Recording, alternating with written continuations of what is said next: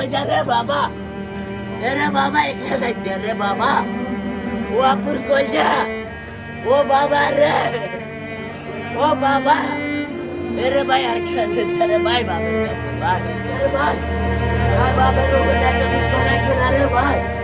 আসামিগুলা কিন্তু সবসময় এলাকাতে অবস্থান ছিল, রাস্তাঘাটে ঘোরাফেরা করছে, বিভিন্ন রকমের কথাবার্তা বলতেছে যে মারিয়া লাইছি, আর বাপেরও মারিয়া লাইছি, আর বাইরে মারিয়া লাইছি, ইচ্ছা মতো ফিরছে, এগুলা করতেছে।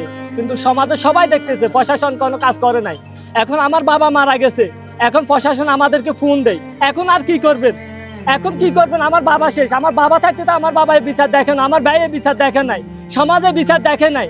আমি এখন সাংবাদিক ভাইদের উদ্দেশ্যে বলতে চাই, আপনাদের মাধ্যমে প্রশাসনের কাছে এই সমাজের ইয়াগুলা তুলে ধরেন, এই সমাজের মানুষের অবস্থা তুলে ধরেন, এলাকার অবস্থা তুলে ধরেন, আমরা যেন এদের দৃষ্টান্তমূলক শাস্তি পাই।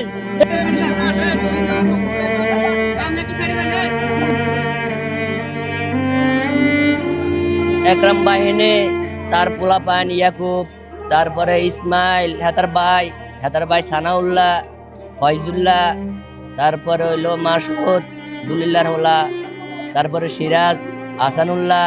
কি দেখলাম, তারা অস্ত্র শস্ত্র নিয়ে দক্ষিণ থেকে তারা একসাথে আসি এলে পাতারি আমাদেরকে খুব কোবাইতেছে। আমার বাবাকে অনেক মারধর করছে, মাথাতে অনেক কোপ দিছে।